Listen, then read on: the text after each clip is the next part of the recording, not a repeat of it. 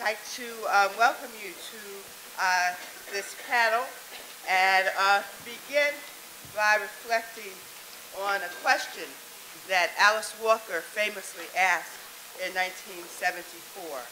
Quote, "What did it mean for a black woman to be an artist in our grandmother's time?" Over the next 2 days, we're asking a similarly complicated, though much more hopeful question. What does it mean for a black woman to work in the U.S. Academy today?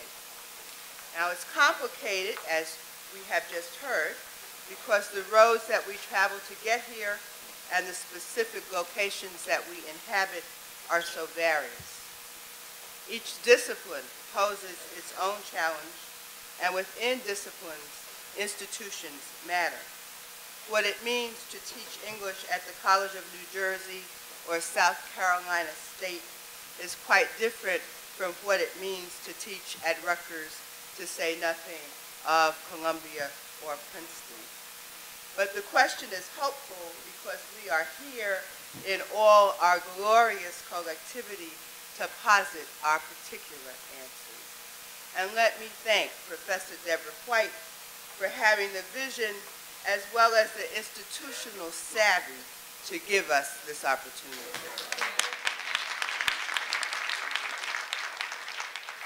Only last week, the New York Times pondered yet again the fate of the humanities in the 21st century.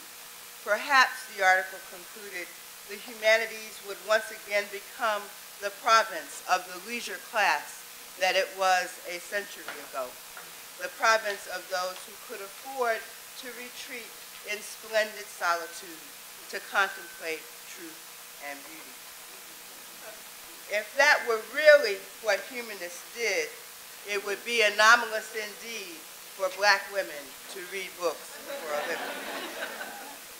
But as we will soon discover, the women on this panel, like their precursors, such as Anna Julia Cooper and Victoria Earle Matthews, assume a far more engaged posture toward the literary and cultural texts they read and teach. We could find no more astute readers in the Academy than those represented on this morning's panel. They are Hortense Spillers, the Gertrude Conway Vanderbilt Professor of English at Vanderbilt. Her works are so influential and I'm sure are known by many of you in whatever discipline, including the edited volume co-edited with Marjorie Price, Conjuring Black Women, Fiction and Literary Traditions, the volume Comparative American Identities, Race, Sex, and Nationality in the Martin Text, and the precious Black, White, and in Color essays in American Literature and Culture published by the University of Chicago Press in 2003. Professor Spillers is currently working on The Idea of Black Culture, which she hopes to finish in 2009, that will be forthcoming from Blackwell Publishers.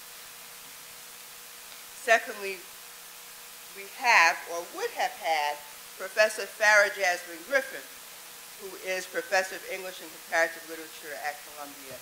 Professor Griffin regrets very much that she cannot be with us today.